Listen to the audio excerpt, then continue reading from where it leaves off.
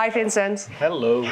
We are standing here in a farrowing pen. I do see that they have a lot of room here. What do you think of that? Yeah, no, this is an organic farm, so you see that the sows have a lot of space. I mean, I'm actually standing here with a danger for our own life because we may get knocked over by a sow. She's standing right here beside us. 200 kilos, right?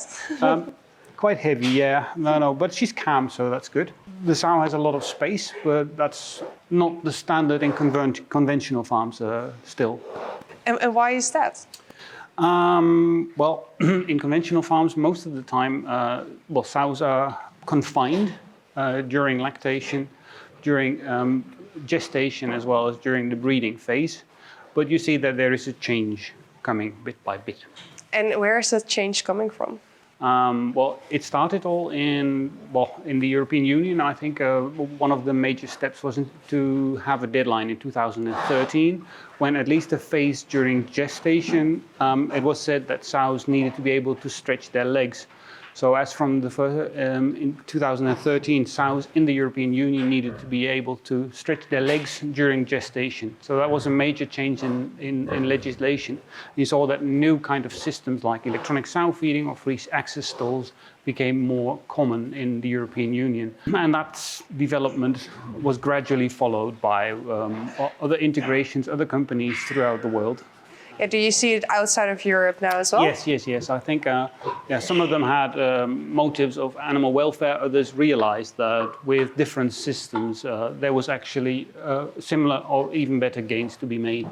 So if we're looking at the lactation and farrowing phase, is there also more increasing freedom there in different types of countries? Yes, I would say so. I think in various countries in the European Union and outside as well, you see that there is a tendency towards giving sows freedom during farrowing lactation. I think in Norway, Sweden and Switzerland at the moment, it's already mandatory to be able to give the sows freedom, so pretty much like this. In addition, Germany, Austria and New Zealand have introduced legislation to make it mandatory, so that's a process that's going on. And I think throughout the European Union, it's on the agenda, perhaps to phase this out in the future. I mean, there is a proposal that needs to be voted on in the European Parliament to kind of make sure that the sows can stretch their legs, also during farrowing lactation. So if you get rid of the crates, the farrowing crates, how do you prevent the little piglets to not be crushed? Well, basically, at the moment, they're looking into two systems. One of the options could be to kind of make sure that the sows always have freedom, but there's also an option to have a temporary confinement, so to be able to open up the farrowing crates after a couple of days. And I think amongst others, research in Denmark has shown that the piglets, after a few days, they're already strong, they're already more alert, so they already understand that they need to run away fairly quickly. It's mostly the crushing is a problem of the first maybe 2 to 3 days. So what you could do is kind of a compromise situation where in the first couple of days you lock up the sow and after that you give her the liberty. So looking at the next phase, the breeding phase, how is that going with freedom and such things? Yeah, interestingly, also in that third phase in the breeding cycle, you see that there is developments going on because, for instance, in Germany, legislation has been announced to make sure that sows also get their liberty during the insemination phase. I think that has to happen by February 2029. So basically you can confine the animal very briefly for the insemination process as well as, for instance, vaccination. And after that, you need to let her go in a big group again. That is a tremendous development, I would say, and it kind of is reflected in legislation that you see introduced in California with Prop 12 as well as in Massachusetts with Question 3, because basically they also say that animals need, the sows need to have their liberty during the insemination phase, and those are fairly drastic steps. Exactly. So is everybody happy with these developments?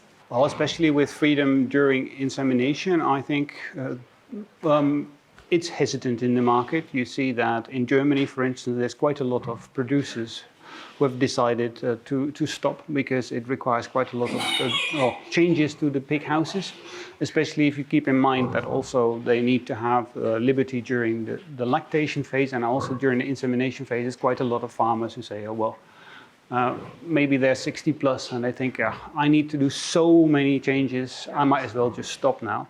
And that's a development that's going on big time. And also in the United States, especially in California and in Massachusetts, there's quite a lot of resistance against this because it would mean a drastic change. No, exactly. Yeah. So that's with every change there's always some hesitation and some resistance. And what do you think about the future? How do you see the future in this?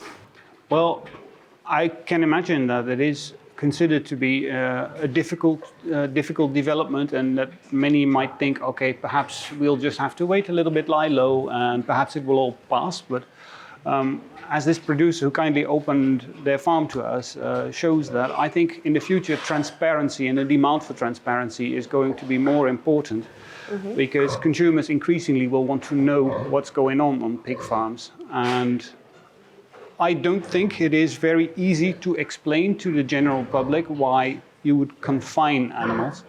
So I think for that reason it might be to be expected that there is a natural tendency to kind of allow animals to walk freely more and more. So I don't think this is something that's going to blow over or disappear by itself. I think the industry should perhaps get used to the idea more and more that animals will have to be able to turn around for it. Yeah, exactly. Well, I think that's a good message. Thank you very much, Vincent. You're welcome.